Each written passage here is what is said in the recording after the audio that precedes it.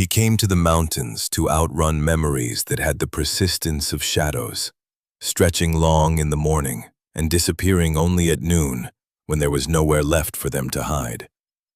Elias Thorne, late of the United States Navy and its more specialized fraternities, had learned that silence was not an absence of sound, but a presence of everything else. Here, at the edge of a lake so clear it seemed to hold a second upside-down sky, the silence was heavy with the scent of pine and damp earth, the chill of water that never truly warmed, and the weight of a past he had carried for 2,000 miles in the back of a dusty pickup truck. His canine, a German shepherd with a muzzle turning the color of ash, sat with the rigid posture of a soldier still on duty. The dog's name was Ghost, and he was the only soul Elias spoke to with any regularity. Just then, as the last of the sun's fire bled out behind the granite peaks, Ghost froze. His head lifted, his breathing stopped, and every line of his powerful body pointed toward a place where the familiar woods had suddenly become strange. Elias knew that look. It was a warning that something was deeply wrong, a secret the mountain had kept for decades, now disturbed. The discovery they would make would force Elias to choose between the isolation he craved and the man he used to be. It would ask him if a forgotten promise was worth fighting for. The world is full of quiet truths waiting for a patient heart. Where are you watching from tonight? Let us know in the comments, and if you believe that some stories need to be told, like and subscribe to our channel and let this one unfold. Elias Thorne drove the last mile with the windows down, letting the cold, clean air scour the last of the city from his lungs.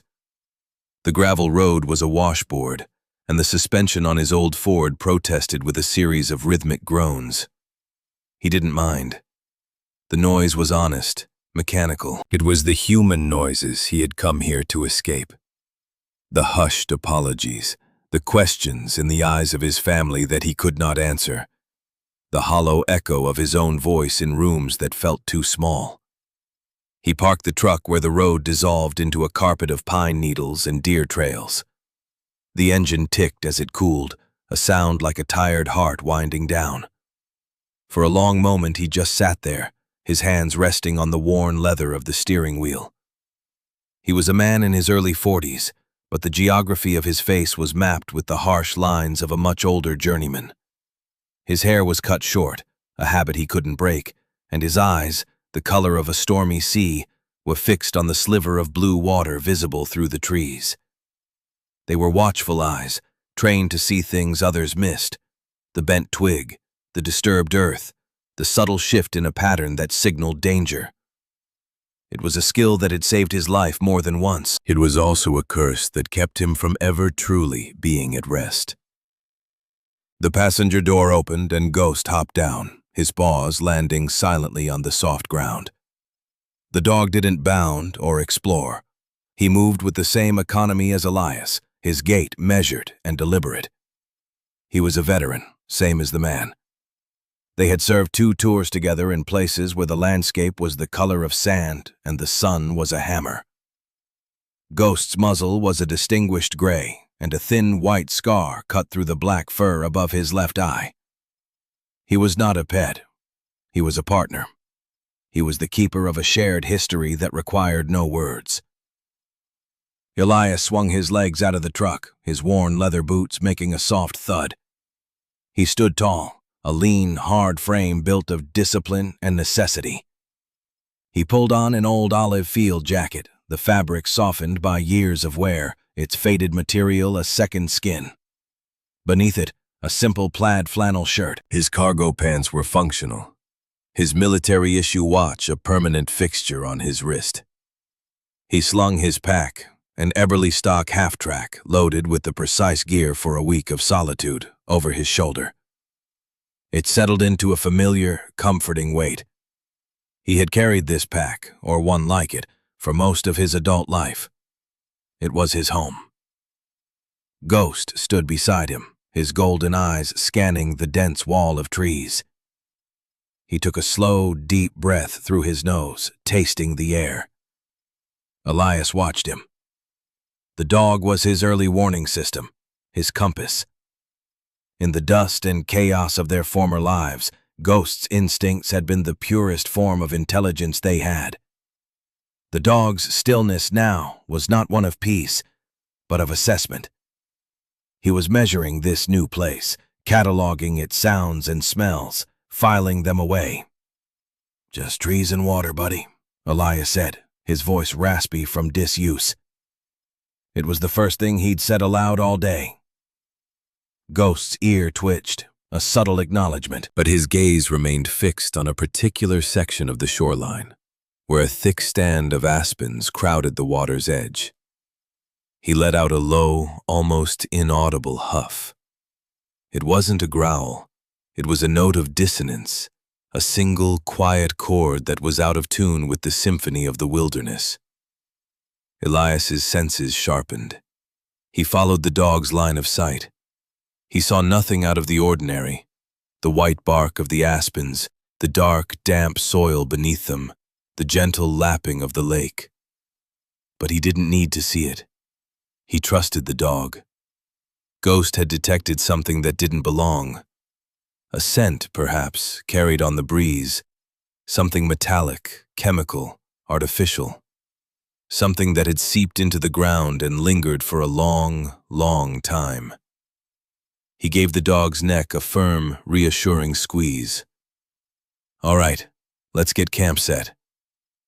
He didn't push toward the spot that had unsettled Ghost. That wasn't his way. You never walk directly toward a potential threat. You observe. You establish a baseline. You let the anomaly reveal itself on your terms. He chose a spot 50 yards back from the lake, a small, flat clearing sheltered by a granite outcrop. The work of setting up camp was a familiar ritual, a series of practiced motions that quieted the noise in his head. The tent went up with swift efficiency, the stakes driven firmly into the earth. He unrolled his sleeping bag, arranged his small stove and single pot, and filtered water from a nearby stream. Ghost sat and watched, his head cocked with an air of quiet judgment. Elias sometimes felt the dog was critiquing his technique, finding his placement of a tent peg to be subpar. The thought brought the ghost of a smile to his lips. It was a dry, internal flicker of humor, as fleeting as a spark from the fire he wouldn't build until full dark. As dusk settled, the temperature dropped. The air grew crisp and the silence deepened. The mountain held its breath. Elias sat on a fallen log, sipping hot tea from a tin mug. Ghost lay at his feet, but he was not relaxed. His body was a coiled spring, his ears swiveling to catch the faintest sound. He was still focused on that spot by the aspens. Elias felt it too now. A subtle wrongness, a feeling of being watched, not by an animal, but by a memory held captive in the earth. He had felt this before, in places where terrible things had happened. The air itself seemed to retain a stain, a psychic residue of violence or grief. He had come here to find peace, but the mountain, it seemed, had its own ghosts. And his dog, his silent, steadfast partner, had just found one. The storm arrived without warning just after midnight. Elias was awake, lying in his sleeping bag with his hands behind his head, listening to the night. One moment, there was the profound stillness of the high country. The next, the whisper of wind through the pines escalated into a roar. The rain came not in drops, but in sheets, a solid wall of water that hammered the taut fabric of the tent. Thunder cracked directly overhead, a percussive blast that vibrated through the ground and into his bones. Ghost, who had been a stoic presence at the foot of the tent, rose and pressed against Elias's side. The dog was not afraid of thunder. He had slept through mortar fire. This was different. The storm was a catalyst, an agent of change. It was washing the world clean, but also tearing it apart. Elias could hear the sound of the small stream near his camp swelling into a raging torrent, the groan of tree roots losing their grip, the percussive clatter of loose rock breaking free on the slopes above. The deluge lasted for 2 hours. It was a violent, primal event, as if the mountain were trying to purge itself. Then, as abruptly as it began, it stopped. The roaring wind fell away, leaving behind an unnerving silence, broken only by the steady drip of water from the trees and the gurgle of newly formed rivulets carving paths through the forest floor. Elias unzipped the tent flap and peered out. The air was thick with the smell of ozone and wet soil. The moon, a pale sliver, broke through the tattered clouds, casting an eerie, liquid light over the transformed landscape. The stream he had used for water was now a muddy, churning channel 3 times its original size. The ground was slick with mud and debris. Ghost pushed past him, out into the pre-dawn gloom. The dog didn't shake the water from his coat. His movements were urgent, focused. He moved with purpose toward the shoreline, toward the stand of aspens that had held his attention since their arrival. His nose was to the ground, his tail low and rigid. Elias grabbed his headlamp and a small, collapsible shovel from his pack. He followed the dog, his boots sinking into the soft, saturated earth. He trusted this. He knew this instinct. This was not a hunt. This was a recovery. The storm had done its work. The torrent of water running off the slopes had carved a deep gash along the lake's edge, eroding a section of the bank that had probably been stable for half a century. It had peeled back a layer of soil, roots, and rock as if pulling back a blanket. And there, in the raw, weeping earth, was the source of Ghost's unease. It was a patch of deep, oxidized red, the color of old blood and rust. Ghost stopped at the edge of the newly formed trench. He whined, a low, anxious sound, and pawed at the mud, looking back at Elias with an intensity that sent a chill down his spine. Elias strapped the headlamp on, its bright beam cutting through the darkness. He knelt, the cold mud soaking through the knee of his cargo pants. He used the small shovel, carefully scraping away the mud and loose stones. The rusted metal curved. He cleared more earth, his movements methodical. He was uncovering the roof of a vehicle, an old one. The shape was boxy, the lines thick and heavy. He worked his way down the side, revealing a window frame, then a door. On the door, obscured by a patina of rust and grime, was the faint, ghostly outline of a star. He stopped. He ran his gloved hand over the surface, wiping away the grit. Faded letters became visible under the beam of his headlamp. Auntie Sherry. It was a sheriff's car. An old one, from the style of it, maybe from the 70s. It was half buried in the bank, its front end angled down as if it had driven straight into the earth. But this was no accident. The placement was too deliberate. The way the soil had been packed around it, the mature trees that had grown over it. This vehicle had been put here. It had been buried and forgotten.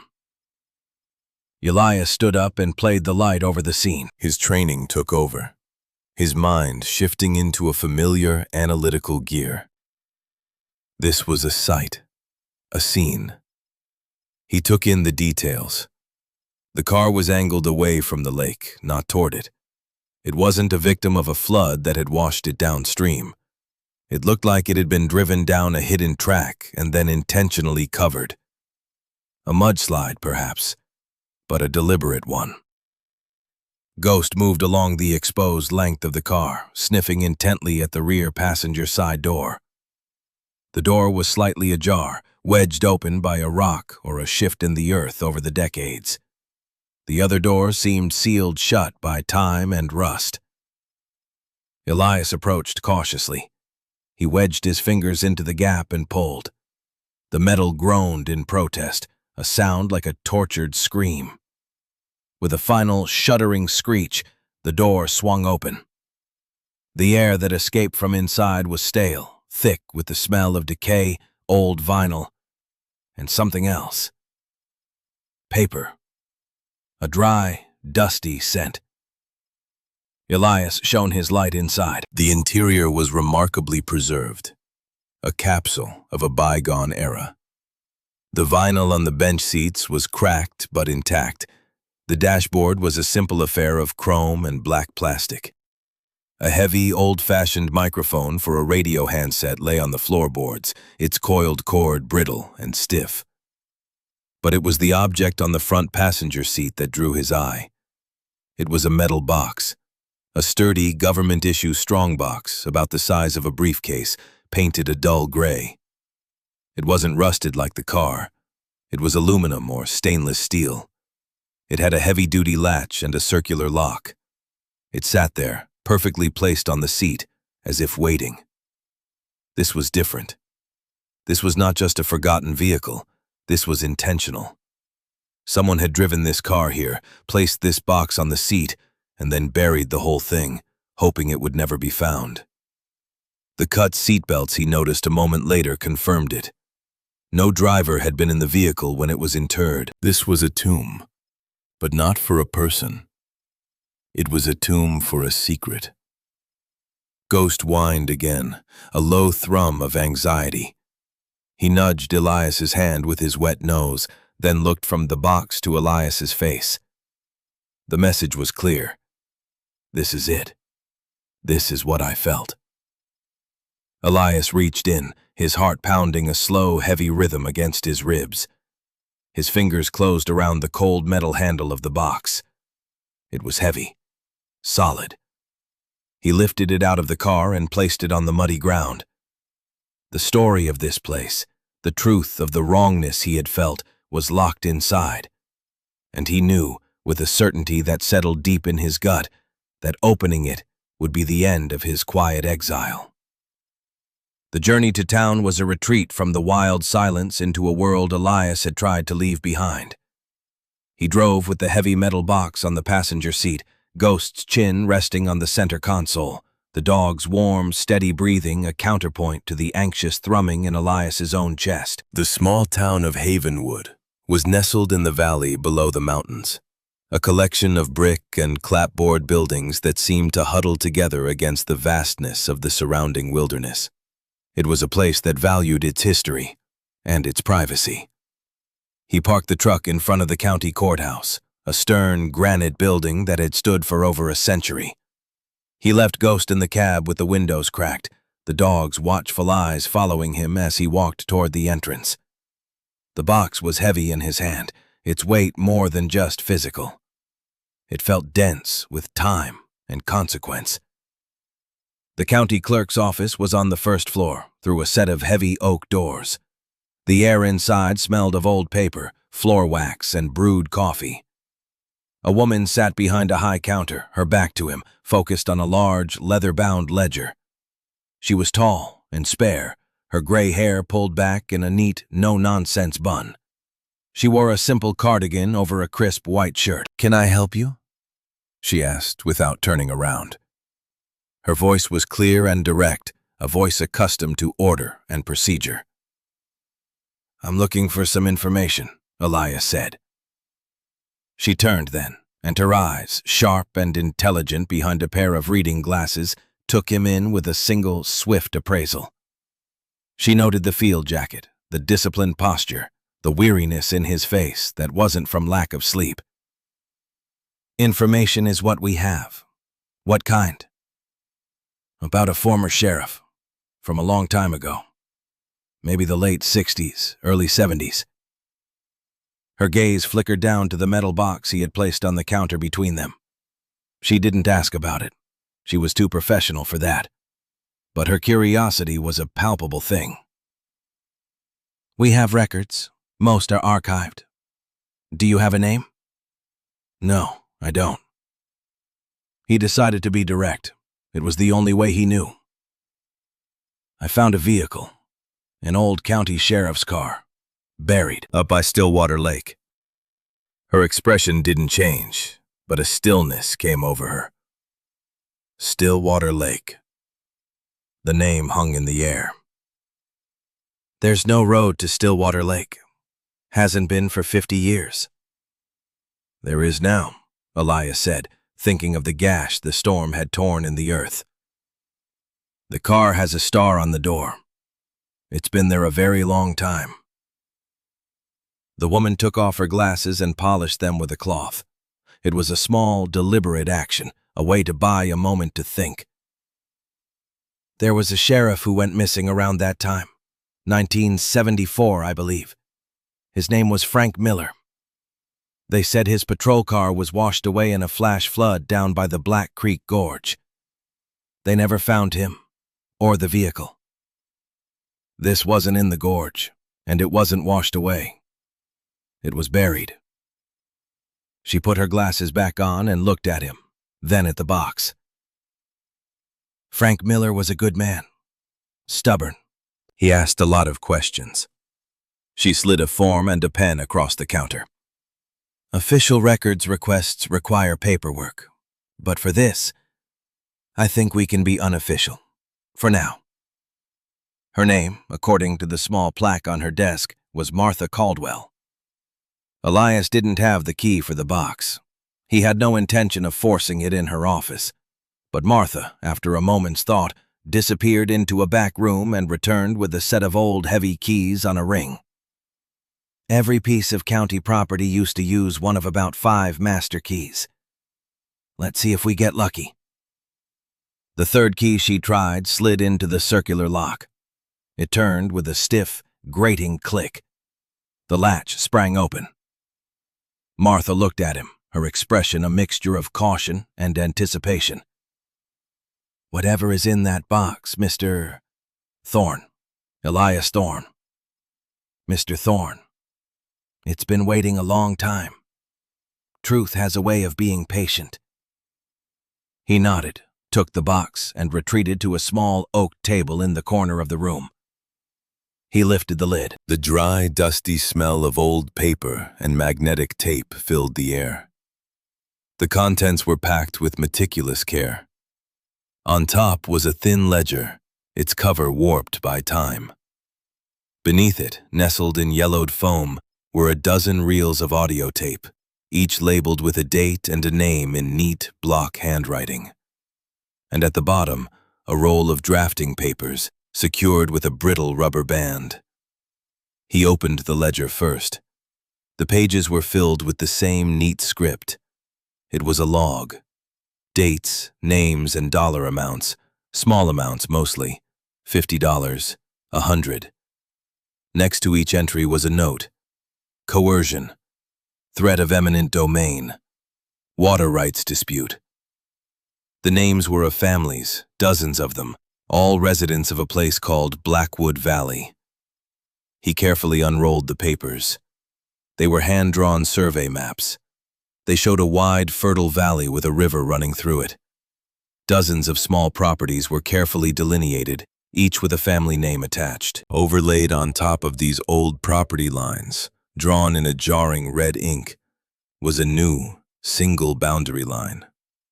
A massive parcel of land that encompassed the entire valley. In the corner, a corporate name was stamped. Apex Development Corporation. The name meant nothing to him, but the map told a clear story. A valley full of small homesteads had been consolidated one way or another into a single, massive holding. He needed to hear the tapes. Martha, seeing the look on his face, pointed him toward the town's historical society, housed in the old library. They had equipment, she said, and they had a man who knew more about the history of this county's land than anyone alive. The Historical Society was one large, dusty room filled with glass cases of artifacts and shelves groaning with books. An old man with a wild mane of white hair and a face like a topographical map sat at a table, meticulously repairing the spine of an ancient book. This had to be the man Martha mentioned. I was told you might be able to help me, Elias said, placing one of the tape reels on the table. The man looked up, his eyes a piercing blue. Depends what you need help with. If it's history, you've come to the right place. If it's the future, you're on your own. He gestured to a chair. Silas Croft. Elias Thorne. Silas looked at the reel. Quarter-inch audio. Haven't seen one of those in years. He led Elias to a corner where a bulky, professional-grade reel-to-reel player sat under a canvas dust cover. We keep this for the oral history project. Let's see what stories you found. He threaded the tape with practiced hands. He flipped a switch, and after a hum and a click, the reels began to turn. A voice filled the room, crackling with static and time. It was a man's voice, steady and calm. October 5th, 1974. This is Sheriff Frank Miller. Interview with Mr. and Mrs. Gable regarding the sale of their property in Blackwood Valley. Another voice, older, trembling with anger, cut in. It's not a sale. It's theft is what it is. A man from that Apex company, he comes and says we have to sell. Says the county's planning a new reservoir, that our land will be forfeit under eminent domain. Offers us pennies on the dollar. Miller's voice returned, gentle but firm. Did you check with the county, Mr. Gable? Of course I did. They said there's no reservoir planned. But the man from Apex, he just smiled. Said plans change. Said it would be a shame if our well suddenly went dry or if the access road got washed out. It was a threat, Sheriff, plain as day. They listened for an hour. Tape after tape told the same story. A pattern of intimidation and deception, all orchestrated by a faceless entity called Apex Development. Families who had lived in that valley for generations were being systematically forced out. Sheriff Miller was documenting it all, building a case. Then Silas threaded the last tape. The label was different. Just a date. October 28th, 1974. It was Miller's voice alone, a private audio log. It's bigger than I thought, the voice from the past said, heavy with weariness. Apex isn't just a developer. It's a front. The money trail leads high up, state-level politics. They want the water rights to the whole valley. They're manufacturing a crisis to justify a land grab. I have the ledger, the maps showing the original claims. They know I have it. I got a call tonight. No words, just breathing. I'm moving the evidence. If someone's listening to this, it means I didn't make it. The evidence is in the strongbox. The car is at the old loggers' turnout by Stillwater Lake. I'm going to bury it. People need to know what happened in Blackwood Valley. People need to. The tape ended with a sudden, sharp click. Silas Croft sat back, his face pale. He took off his glasses and rubbed his eyes. Blackwood Valley, he whispered. I remember that. They called it the Blackwood Exodus. The paper said everyone just decided to move on, looking for better work. And the reservoir. It was eventually built 20 years later. But it was built by a private corporation, not the state. A company called Apex Holdings. Elias looked at the map, then back at Silas. They're still around. They own half the private land in this county now, Silas said, his voice grim. They're a giant, untouchable. A cold weight settled in Elias's stomach. Sheriff Miller had died trying to expose this truth. He had packed it all into a box, buried it, and trusted that one day someone would find it. That someone was now Elias. The isolation he had sought had been shattered. He was no longer a man hiding from the world. He was a man holding a 40-year-old promise in his hands. The silence of the mountain had been broken, and in its place was the clear, commanding voice of a dead man asking for justice. If this chapter stirred something in you, take a moment to reflect on the quiet heroes like Sheriff Miller who do the right thing even when no one is watching. Their legacy is a testament to the fact that truth, no matter how deeply buried, has a way of finding the light. If you believe in the power of such stories, help us share this one by liking, sharing, and leaving a comment below. Your engagement helps our community grow. Subscribe to our channel so we can continue to unearth tales of courage and conviction. Sometimes the Lord asks us to stay and listen to the voices of the past.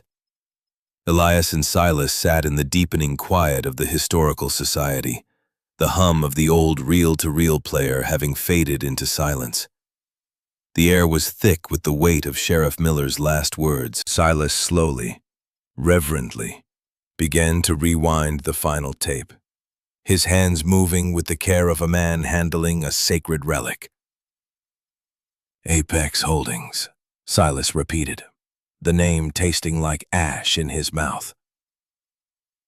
Their corporate headquarters is a big glass tower in the state capitol now. But they started here. This was their foundation. This valley. He tapped a long, bony finger on the hand-drawn map.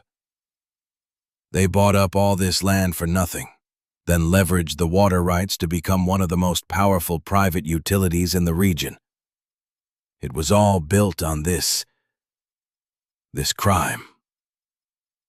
Elias stared at the ledger, at the names of the families next to the paltry sums they were paid. It was a document of profound injustice, written in calm, methodical script. He felt a cold anger coiling in his gut. It was a familiar feeling, an old companion from a life he was trying to forget. It was the anger that rises in the face of a wrong that has been deliberately and systematically inflicted. As they were packing the tapes and ledger back into the strongbox, the bell above the library door chimed. A man stepped inside, bringing with him a chill that had nothing to do with the autumn air. He was in his late 40s or early 50s, dressed in a tailored charcoal suit that looked conspicuously out of place among the dusty relics of Havenwood. His shoes were polished to a mirror shine, and his silver hair was perfectly styled. He moved with a smooth, unhurried confidence, his eyes scanning the room and landing with unnerving precision on Elias and the gray metal box on the table. "Mr. Croft," the man said, his voice a low, pleasant baritone. "I hope I'm not interrupting." Silas stiffened. "Jennings, what do you want?" "Just paying a courtesy call," the man, Jennings, said, his smile not reaching his cold, calculating eyes. "I'm the regional director for Apex Holdings. We have some survey work scheduled up in the high country near Stillwater Lake. We were informed that someone had been exploring near our reclamation site." His gaze shifted to Elias, sharp and penetrating. "I don't believe we've met." Elias stood up slowly. He didn't offer his name or a handshake. He simply met the man's gaze. He had seen men like Jennings before, men who used politeness as a weapon and language as camouflage, men for whom everything was a transaction and everyone had a price. "Just enjoying the public lands," Elias said, his voice flat and even. Jennings' smile widened a fraction. "Of course. Beautiful country. Though that particular area is, I'm afraid, private property, belonging to Apex. We've had some issues with erosion after the recent storm. A matter of environmental stewardship, you understand. We're moving some equipment up there to stabilize the bank." He gestured vaguely toward the box. "Find something interesting in your explorations?" The question was casual, but it hung in the air like a threat. "Local history," Silas cut in, his voice sharp. "Something you wouldn't be interested in." "On the contrary," Jennings said smoothly. "Apex has always been a great supporter of preserving the region's heritage. We value the past." He took a step closer, his eyes fixed on the box. "But we also have to be practical. Old, abandoned materials, vehicles, containers, can sometimes pose an environmental hazard. Legally, any such materials found on our land are the property of the corporation, to be disposed of in a safe and responsible manner. He was laying a claim, using the bloodless language of bureaucracy to obscure an act of theft. He was here to take the box. Elias didn't move. He didn't speak. He simply rested his hand on the lid of the strongbox. It was a simple, quiet gesture, but it was an unmistakable line drawn in the sand. This is not yours. The polite mask on Jennings' face tightened. The pleasantries were over. Mr. Thorne, is it? I had my office run the plates on the truck parked outside. Elias Thorne, former Navy SEAL. An impressive record. A man like you understands the importance of jurisdiction, of following a chain of command. The mention of his past was a deliberate probe, an attempt to unsettle him. Elias felt a flicker of the old life, the world of clearly defined enemies and objectives. But this was a different kind of battlefield. And a man like you understands what's in this box, Elias said, his voice low. For the first time, a flicker of genuine emotion crossed Jennings's face. Annoyance. He had misjudged his man. He had expected a simple hiker, a curious local. He had not expected someone who would not be intimidated. Just then, from the truck parked across the street came a single, deep bark. It wasn't loud, but it cut through the quiet of the library like a gunshot. It was Ghost. He was sitting bolt upright in the passenger seat, staring directly at the library, directly at the figure of Mr. Jennings. Elias glanced out the window. He knew that bark. It wasn't a cry for attention. It was an alert, a definitive identification of a threat. Jennings followed his gaze and saw the dog. He saw the disciplined posture, the focused intensity of the German Shepherd. He was a man who understood power, and he recognized it in the animal's unwavering stare. A moment later, Elias's phone, a simple, rugged flip phone, buzzed in his pocket. He didn't look at it. Jennings's own smartphone chimed. He pulled it from his jacket, a flicker of irritation crossing his features as he glanced at the screen. He looked from his phone back to Elias, a new, colder calculation in his eyes. Someone from his team, watching from a distance, had likely identified Ghost as a former MWD, a military working dog. The equation had changed. This wasn't just a veteran. It was a team. Jennings straightened his suit jacket. Well, it seems we have a misunderstanding of property rights. I trust you'll reconsider your position. It would be unfortunate for this to become a legal matter. Apex has a great deal of respect for our veterans, but the law is the law. He gave a curt nod. Mr. Croft, Mr. Thorne. He turned and walked out, the bell chiming his departure. The room felt warmer, the air lighter as soon as he was gone. Silas let out a breath he seemed to have been holding for minutes. That man, he's the devil in a $1,000 suit. He looked at Elias, his old eyes filled with a new worry. He won't let this go. That box negates the very foundation of his company's legitimacy. He will do anything to get it back. Elias looked out the window at his truck. Ghost was still on watch, a silent, gray-muzzled sentinel. Elias knew Silas was right. Jennings wasn't making a threat. He was stating a fact. The polite confrontation was over. The next one would not be. Elias picked up the strongbox. The weight felt different now. It was no longer just the weight of the past. It was the weight of a fight he had not asked for, but which he now had to see through to the end. The drive back to the lake was a silent one. Elias drove with a heightened awareness, his eyes constantly scanning the rearview mirror, his senses tuned to the road and the surrounding woods. He was being watched. He didn't need to see the vehicle trailing him at a discreet distance to know it. Jennings was not a man to leave things to chance. The polite mask had been a prelude. Now the pressure would begin. He parked the truck in the same spot, but the place felt different. The quiet was no longer peaceful. It was tense. The solitude was no longer a comfort. It was a vulnerability.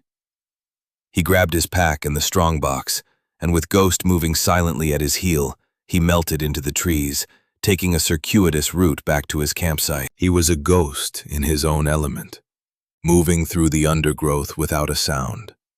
His path a winding, unpredictable line designed to frustrate anyone trying to follow.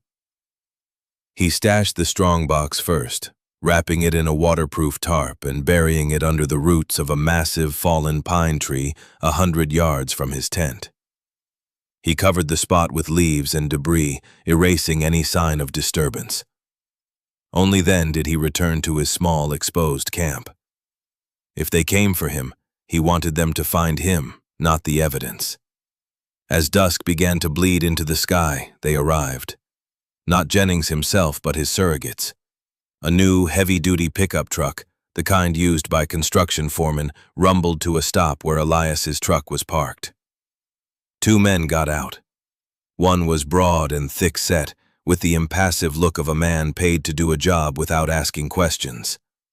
The other was younger, leaner, with short-cropped hair and the restless, watchful eyes of a soldier. He moved with a familiar economy, a discipline that stood in stark contrast to his partner's brutish stillness. Elias clocked him immediately. Former military, probably infantry. This was the conflicted insider. The younger man, whose name Elias would later learn was Kyle, scanned the woods, his gaze lingering for a moment on the area where Elias's camp was hidden. He knew. He was good. They didn't approach. They began unloading equipment from the back of the truck, surveying gear, but also heavy chains, winches, and thick steel cables. They were not here to survey. They were here to do demolition work disguised as reclamation. They were here to destroy the sheriff's car, to erase the scene, to make it look like a simple, unfortunate accident caused by the storm. Elias watched from the shadows, his hand resting on Ghost's head, a silent command to stay quiet. The sky overhead was darkening at an unnatural rate. The wind was picking up again, carrying the metallic scent of another storm. The clouds were boiling over the peaks, a churning cauldron of gray and black. It was going to be a bad one. Jennings was using the weather as cover. The 2 men worked with brutal efficiency, running a heavy cable from their truck's winch down toward the gash in the shoreline. Their plan was clear. They were going to try and pull the old sheriff's car apart or drag it into the lake where it would be lost forever. Just as they were securing the cable, the storm broke. It was even more violent than the last. Rain lashed down, driven by a furious wind that tore at the trees. Thunder echoed like artillery fire, and flashes of lightning illuminated the chaotic scene in stark, momentary tableaus. Under the cover of the storm's roar, Elias moved. He circled around, keeping to the high ground, his goal to get between the men and the buried car. He needed to create a diversion, to stop them. It was then that he heard it. A sound that cut through the thunder and wind, a low, grinding rumble from the slope above him. The rain had oversaturated the already unstable ground. The work of the 2 men, their heavy equipment and stomping boots, had been the final straw. A section of the hillside was letting go. A rock slide. "Get clear!" Elias shouted, his voice swallowed by the storm. The 2 men below heard the noise and looked up, their faces pale in a flash of lightning. They scrambled back, away from the collapsing bank. But Elias and Ghost were directly in the path. Elias grabbed for Ghost's collar, pulling him back. "This way!" They moved fast, but the ground was a slurry of mud and rock. A wave of debris, Earth, stones, and a rotten log surged toward them. Elias shoved Ghost hard, pushing him toward a small granite outcrop that offered a sliver of protection. Ghost scrambled, his claws finding purchase, but the rotten log, heavy as a battering ram, caught his hind leg, pinning it against the rock with a sickening crunch. The dog let out a sharp cry of pain. The slide crashed past them and thundered down the slope, burying the sheriff's car under tons of fresh rock and mud. It was gone. Obliterated. Jennings' men had gotten their wish, courtesy of the mountain itself. Elias's world narrowed to the sound of his dog's pain. He scrambled to Ghost's side. The log was immense, its weight trapping the dog's leg completely. Ghost was whimpering, his body trembling with shock and pain, but his eyes were fixed on Elias, full of trust. And in that moment, the past came for Elias like a tidal wave. Another storm, another mission. A firefight in a flooded village. A teammate pinned down, calling for help. And Elias, the team leader, making the call. We can't go back for him. The objective is this way. We move now. He had prioritized the mission over his man. They had completed the objective, but Corporal Jensen had never come home. The memory was a hot brand on his soul, the reason he had come to these mountains to begin with, to outrun the ghost of a man he had left behind. He looked from his trapped dog to the spot 100 yards away where the strongbox, the evidence, the new mission, was buried.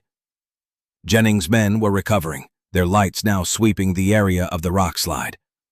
They would begin a search pattern. They would find the box. All he had to do was leave Ghost for a few minutes, circle around, and lead them away. Protect the evidence. Complete the mission.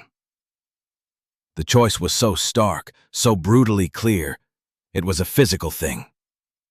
The same choice. Leave his partner, or sacrifice the mission. Ghost whined again, a soft, pleading sound, and licked Elias's hand. Something inside Elias broke. A wall he had built around his heart for years, stone by painstaking stone, crumbled to dust. He would not make the same mistake twice. He would not leave his partner behind. Not again. Not ever. I'm here, buddy, he whispered, his voice thick. I'm not going anywhere. He ignored the sweeping beams of light. He ignored the mission. He wedged his shoulder under the heavy, waterlogged log and pushed. His muscles screamed in protest. The log was too heavy. He repositioned, found a better angle, and used his legs, his entire body in a primal scream of effort. The log shifted. An inch. Another. The beams of 2 powerful flashlights pinned him. The 2 men from the truck were standing 20 feet away, watching him. The younger one, Kyle, held a light. The bigger man had his hand on something at his belt. Get away from there, the big man growled. We'll handle this. Elias ignored him. He gave one final, desperate heave. The log rolled, just enough. He dragged Ghost free. The dog's leg was mangled, but he was alive. Elias quickly stripped off his flannel shirt, tearing it into strips to fashion a crude splint and bandage. He worked with a focused intensity, his entire world narrowed to his friend. He was exposed, vulnerable. He had chosen his partner over the mission. He had failed again. But as he looked up, he saw something unexpected. The younger man, Kyle, lowered his flashlight beam, pointing it away from Elias. He glanced at his partner, then discreetly at the area where the strongbox was hidden. He gave a slight, almost imperceptible shake of his head. Then he spoke into the radio on his shoulder. Sight is compromised, unstable. The asset is buried. Repeat, the primary asset is buried and unrecoverable. We are pulling out. The bigger man looked at him, confused, then at the struggling veteran and his injured dog. He hesitated. But Kyle's voice had the ring of authority. of a decision made. Kyle took one last look at Elias, a look of shared understanding, a silent message passing between two soldiers in the rain. Then he turned and headed back toward the truck. The other man, after a moment, followed.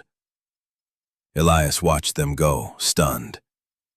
He had made his choice. He had chosen loyalty, and in doing so, in that moment of surrender, something had shifted. The conflicted soldier had seen his choice and had made his own.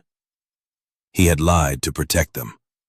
In an act of quiet defiance, Kyle had saved the real mission. Elias gently lifted his dog into his arms. Ghost was heavy, but Elias's arms were strong.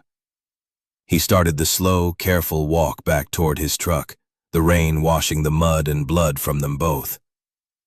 He had come to the mountain to be alone, but in its violent heart, he had been reminded of the one thing that truly mattered. He had stayed. This time, he had stayed. The morning broke in a hush. The storm had passed, leaving the world scoured and clean, bathed in the soft, apologetic light of dawn. The air was cold and still. Elias sat on the tailgate of his truck, a thermos of hot black coffee steaming in his hands. At his feet, Ghost lay on a bed of blankets, his injured leg splinted and cleaned as best as Elias could manage. The dog was sleeping, a deep, exhausted sleep, his breathing shallow but steady. Elias had spent the last few hours of darkness making the slow, arduous journey back to the truck, carrying his partner in his arms. Every step had been an act of contrition, a penance. He had retrieved the strongbox from its hiding place, its cold, hard reality a stark contrast to the warm, living weight he had carried through the woods. The box now sat on the floor of the truck's cab. He wasn't sure what his next move was. He was out in the open now. Jennings knew who he was and knew he had the evidence. The lie from the younger soldier, Kyle, had bought him time, but it wouldn't last. Just as the sun cleared the jagged peaks to the east, he heard the sound of approaching vehicles. Not the aggressive rumble of Jennings's pickup, but the steady, professional hum of official engines. Two vehicles came into view down the gravel road, a state police cruiser and a dark green SUV with the seal of the State Historical Commission on its door. They pulled up and parked. A uniformed state trooper, a man with a calm, authoritative presence, got out of the cruiser. From the SUV, two people emerged. The first was a woman in her 60s, her face framed by sharp, intelligent eyes. The second was Martha Caldwell, the county clerk. Martha walked directly toward him, her expression a mixture of concern and resolve. Her eyes went first to the injured dog. "I brought someone who can help with your friend," she said, her voice soft. A local veterinarian, a quiet man named Dr. Adams, got out of her car, carrying a medical bag. He knelt by Ghost without a word and began his gentle examination. The state trooper, Captain Hayes, approached Elias. "We received an anonymous tip late last night," he said, his voice neutral. "Something about the destruction of a potential historical site up here. The caller was specific, mentioned a buried vehicle and a man trying to protect it." Kyle. It had to be. He hadn't just lied to his partner, he had made a call. Elias nodded slowly. He didn't need to explain. He just pointed toward the gash in the hillside, now a chaotic mess of rock and mud. "It's under there. An old sheriff's car. Frank Miller's." He then gestured to the cab of his truck. And this was inside. The woman from the Historical Commission, Dr. Al-Jamil, looked at the strongbox through the window, her eyes wide with a scholar's reverence. "My God."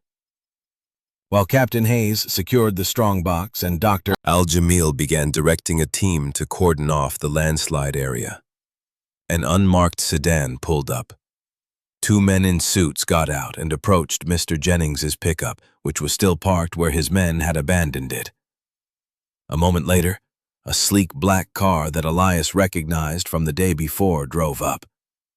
Mr. Jennings got out. His face was a mask of controlled fury. His tailored suit looked ridiculous in the muddy, raw wilderness. He began to speak to the men in suits, his voice a low, urgent murmur. But his power was gone. The arrival of the state police and the historical commission had stripped him of his authority. He was no longer a corporate director managing a problem. He was a suspect in a criminal investigation. Elias turned away from the scene. It wasn't his fight anymore. He had done his part. He had held the line. He sat back down on the tailgate, watching as Dr. Adams carefully administered a sedative to Ghost before checking the splint. "The leg is badly broken," the vet said quietly. "But the break is clean. He'll need surgery, pins. But he's a strong dog. He'll recover. You did a good job stabilizing it." A wave of relief so profound it left him lightheaded washed over Elias. He reached down and stroked Ghost's head, the dog's ear twitching in his sleep. His flip phone, which he had thought lost or broken, buzzed in the pocket of his damp jacket. He pulled it out. The screen showed a familiar number. His sister, Sarah.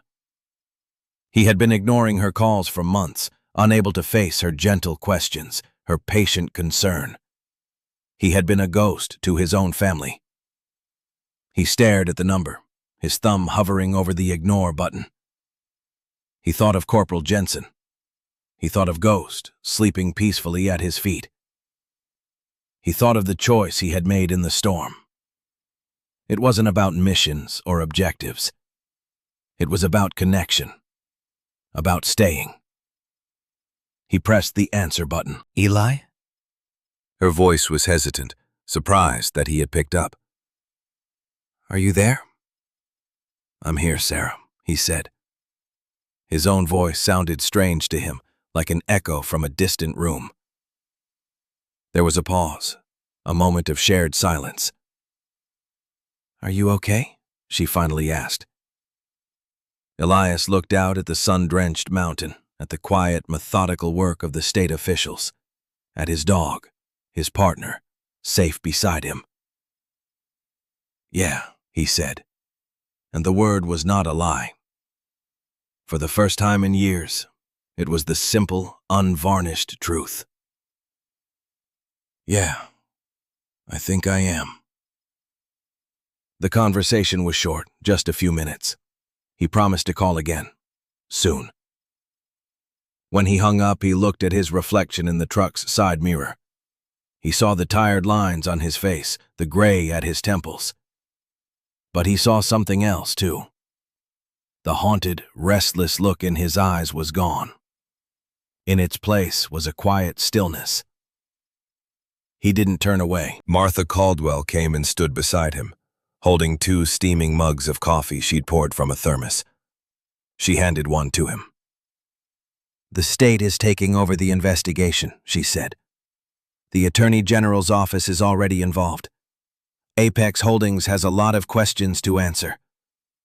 What you did, what Sheriff Miller did, it's going to matter." Elias nodded, sipping the coffee. It was hot and sweet. "What will happen to the valley? Blackwood Valley?" "The state might be able to reclaim the land, declare the original sale fraudulent. There's even talk of finding the descendants of the families in that ledger. It won't be easy, but it's a start." "Truth has a way of being patient," she said, echoing her own words from the day before. "But it helps if it has a stubborn guardian." He looked at the mountain, then at his sleeping dog. He had come here for solitude, but he had found community. He had come here to forget, but he had found a reason to remember. He had a choice to make now. To pack up and find another empty place on the map, or to stay. He knew with a quiet certainty that his days of running were over. 1 year later, the air by Stillwater Lake was still and clear. The autumn sun cast long, gentle shadows through the aspens, their leaves now a brilliant, shimmering gold. The violent gash in the shoreline had softened, its raw edges now covered with new grass and hardy mountain wildflowers. A simple, unobtrusive fence of split cedar rails cordoned off the area, and a small bronze plaque had been set into a granite boulder. It told the story of Sheriff Frank Miller, of his courage, and of the lost history of Blackwood Valley. The sheriff's car remained where it had fallen, half buried in the earth, no longer a tomb for a secret, but a monument to the truth.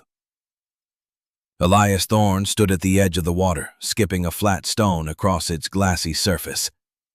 It bounced 7 times before sinking without a ripple. He wore the same worn boots, the same cargo pants, but the olive field jacket had been replaced by a navy blue fleece vest with the insignia of the county search and rescue team stitched on the chest. He was no longer a man in hiding. He was a man who belonged. A gentle nudge at his hand broke his reverie. Ghost stood beside him, his gait marked by a slight, almost imperceptible limp, the only physical reminder of the storm. His muzzle was a little more gray, but his eyes were bright and alert. He looked from Elias's face out to the water, then back again, a silent question passing between them. Elias smiled, a real smile that reached his eyes. He gave the dog's head a scratch behind the ears. "No, buddy, we're not leaving. We're home." He looked out at the lake, at the quiet majesty of the peaks reflected in its depths. The silence was different now. It was no longer a presence of everything he was running from. It was just silence, an absence of noise, a space for peace. He had come to the mountains seeking an escape, and had found a purpose. He had been given a second chance, not to forget his past, but to build a future worthy of its lessons. The mountain had kept its ghosts, but he had made peace with his own. He and his partner, 2 old veterans, had finally found their quiet harbor.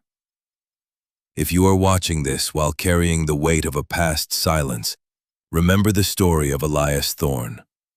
Remember that the wilderness we run to is often the very place we find what we need to heal.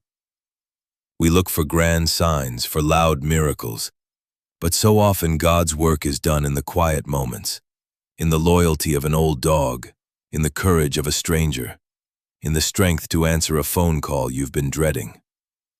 Second chances are not about erasing the past, but about having the courage to make a different choice in the present.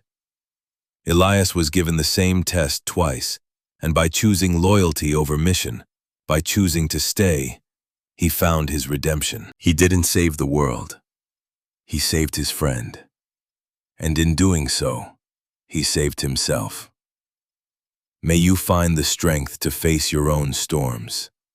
May you have the wisdom to recognize the quiet miracles that the Lord places in your path. And may you, too, find the courage to stay when every instinct tells you to run. For it is in staying that we often find our truest selves and the peace that passes all understanding. Thank you for sharing this time with us. If this story touched your heart, share it with someone who needs to hear it. Comment below with your own stories of second chances and quiet courage. Subscribe to our channel to continue building this community of faith and reflection. May God bless you and keep you, now and always.